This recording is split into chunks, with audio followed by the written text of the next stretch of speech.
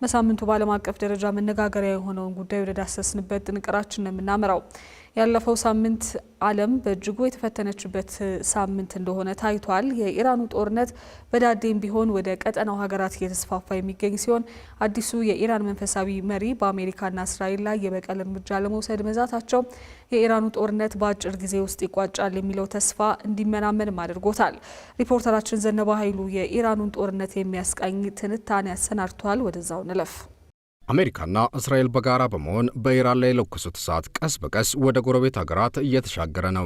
ሰሞኑን እንደሰማነው ወትሮ እልቂት የሚያጣት ሊባኖስ ሌላዋ የእጅ አዙር የፍልሚያ መድረክ ሆናለች። ጦርነቱ ከተጀመረበት ጊዜ አንስቶ ያለውን ሁኔታ የገመገሙ ተንታኞች ደግሞ አሜሪካና እስራኤል እንዳሰቡት የኢራን ጦርነት ቀላል እንዳልሆነላቸው ጠቁማሉ። ከኢራን ያልገመቱት የመከላከልና የማጥቃት አቅም የገጠማቸው ሁለቱ ሀገራት ባሰቡት ልክ ውጤታማ ባለመሆናቸው ጦርነቱን መቀጠላቸው አሜሪካ ድል ተቀዳጀው በሚል አዋጅ አከል መግለጫ ጥቃቱን ልታቆረጥ ትችላለች የሚሉ ተንታኞችም አሉ። ይህ ጦርነት ከቀጠለ ደግሞ ዳፋው የመካከለኛው ምስራቅ ጂኦፖለቲካን የሚቀይረው ነው የሚሆነው። አሜሪካና እስራኤል የጦር መሳሪያ አቅም 90% ማውደማቸውን ቢጠቅሱም ቴህራን በየዕለቱ በእስራኤልም ሆነ በቀጠናው ሀገራት ላይ እየሰነዘረች ያለችው ጥቃት ተጠናክሮ ሲቀጥል እንጂ ሲቀንስ አልተመለከትንም። ሆኖም ትራምፕ ድሉ ከኛ ጋር ነው እያሉን ነው። በኢራን ያለው ሁኔታ በፍጥነት እየተቀየረ ነው ያለው። በጥሩ ሁኔታ ላይ ነው ያለው።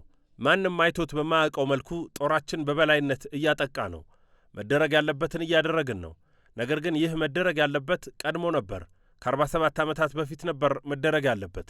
ይህ ስርዓት የጥላቻና የሽብር ስርዓት ነበርና መወገድ ነው ያለበት። በእርግጥ አሁን ላይ ትልቅ ዋጋ እየከፈሉ ነው።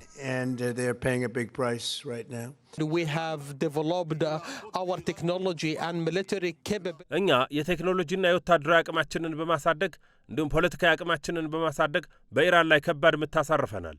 ለእስራኤል ስጋት የሆነውን ኃይል አስወግደናል። በኢራን ላይ የምናሳርፈውን ጥቃትም እንቀጥላለን። የእስራኤልን ዜጎች ደህንነት ለማስጠበቅ ስንል ሁሉንም እርምጃዎች እንወስዳለን። በተለይ ደቡባዊ ሊባኖስን በሚያዋስነው በሰሜን እስራኤል የሚገኙ ዜጎቻችንን ደህንነት እናስጠብቃለን።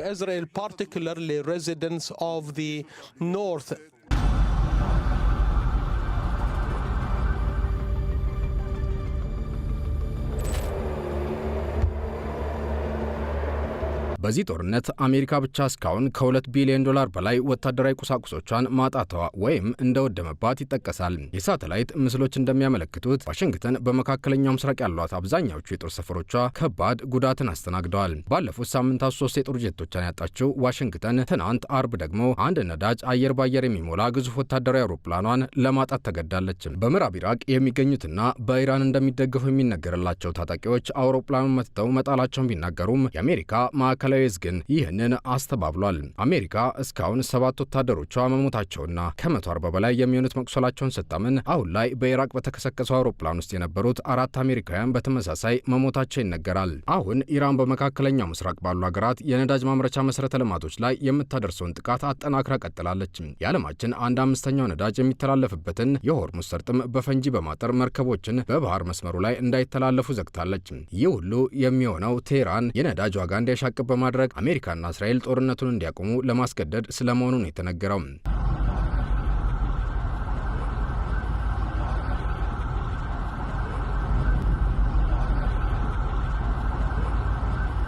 ኢራን በዚህ ሳምንት መሰሉን ጥቃት አጠናክራ በመቀጠል ነዳጅ የጫኑ መርከቦችንም ኢላማ ማድረግ የጀመረች ሲሆን የጥቃት አድማሷን በማስፋትም በኢራቅ 2 ነዳጅ የጫኑ መርከቦችንም አቃጥላለች። ኢራን በእስራኤል ላይም ቢሆን የሚሳኤልና የድሮን ጋጋታ በመላክ በየዕለቱ ጥቃት መፈጸሟን አላቋረጠችም።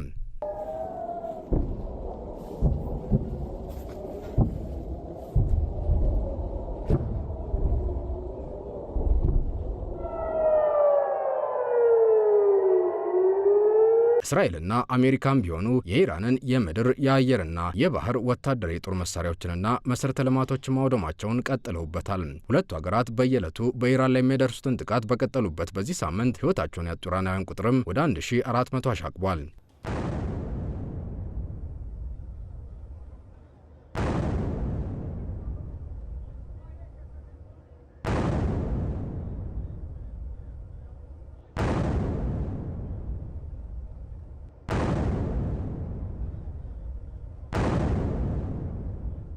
የሺያ አንጃ መሆኑ የሚነገርለት የሊባኖስ ሄዝቦላ ይህንን የኢራን ጦርነት መቀላቀሉን ተከትሎም እስራኤል በደቡባዊ ሊባኖስ እያከናወነች ያለችውን ጥቃት አፋፍማ ቀጥላለች። ሄዝቦላ ወደ እስራኤል ሮኬቶች መተኮስን ተከትሎ እስራኤል በሊባኖስ ላይ ጥቃት መፈጸም ከጀመረች ሳምንት ያለፋት ሲሆን እስካሁንም በጥቃቱ 634 ሲቪሎች መሞታቸውና 1500 በላይ መቁሰላቸው ተነግሯል። እስራኤል በተለይ ሄዝቦላ መሽጎበታል በምትለው ደቡባዊ ሊባኖስ ላይ የምታደርሰውን ጥቃት ማጠናከሯን ተከትሎ 800 ሺህ በላይ ሊባኖሳውያን ቀያቸውን ለቀው ለመሰደድ መገደዳቸውም ተመላክቷል።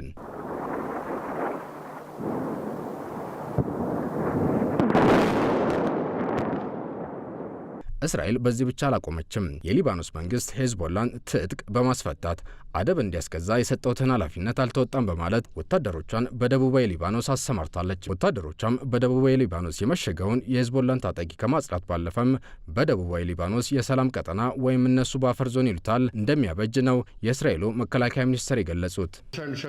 The Prime Minister and I instructed the IDF to prepare to expand IDF activity in Lebanon and to restore calm and security to the northern communities. We promise quietness and security to the northern communities, and that is exactly what we will do. ይህ በእንዲህ እንዳለ አዲሱ የኢራን መንፈሳዊ መሪ ለመጀመሪያ ጊዜ ንግግር ያደረጉት በዚሁ ሳምንት ነበር። ሞጅታባ ካሃሜኒ በኢራን ብሔራዊ ቴሌቪዥን ጋዜጠኛ አንባቢነት መልእክታቸው ለሕዝባቸውና ለዓለም እንዲደርስ ሲያደርጉ ሀገራቸው በጦርነቱ እንደምትቀጥልበት ነው የገለጹት። የ56 ዓመቱ ሞጅታባ ካሃሜኒ አባታቸውና ባለቤታቸው በሞቱበት ጥቃት መቁሰላቸው መነገሩ የሚታወስ ሲሆን አሁን ላይ ባስተላለፉት መልእክት ሀገራቸው በመካከለኛው ምስራቅ ሀገራትና በእስራኤል ላይ የምታደርሰውን ጥቃት አጠናቅራ ትቀጥላለች ብለዋል። አያቶላው ሀገራቸው በአሜሪካና እስራኤል ላይ ጫና ለማድረግም ሲባል የሆርሙዝ ሰርጥ ተዘግቶ እንደሚቆይ ነው ያሳወቁት። ለጎረቤት ሀገራት ባስተላለፉት መልእክት ደግሞ የቀጠናው ሀገራት ለአሜሪካ የሰጡትን የጦር ሰፈር በአስቸኳይ እንዲዘጉ ያሳሰቡት አያቶላው በአሜሪካና እስራኤል ላይ የሚወሰደው የበቀል እርምጃ ገና አለመጀመሩንም ገልጸዋል። እስራኤል በበኩሏ አዲሱ አያቶላ ከጥቃቴ በፍጹም ሊያመልጡ አይችሉም በማለት ላይ ትገኛለች። ፕሬዚዳንት ዶናልድ ትራምፕ በበኩላቸው በዚህ ጦርነት ትልቅ ድል እያስመዘገቡ መሆኑን ቢጠቅሱም በኢራን እግረኛ ወታደሮቻቸውን ሊያሰማሩ እንደሚችሉ መጥቀሳቸው ይህ ጦርነት በቅርብ መቋጫ ላይኖረው ይችላል አስብሏል።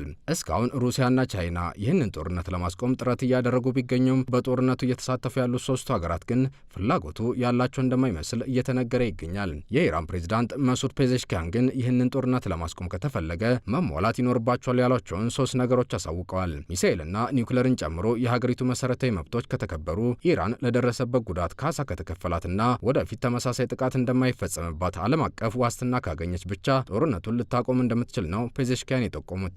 አሜሪካና እስራኤል ደግሞ ኢራን ኒውክለርና ሚሳኤል ፈጽሞ እንዲኖራት እንደማይፈልጉ በተደጋጋሚ መናገራቸውን ተከትሎ ጦርነቱን ማስቆም የሚያስችል ስምምነት ላይ ሀገራቱ እንዲደርሱ ማድረግ ከባድ እንደሚሆን ነው የተመላከተው።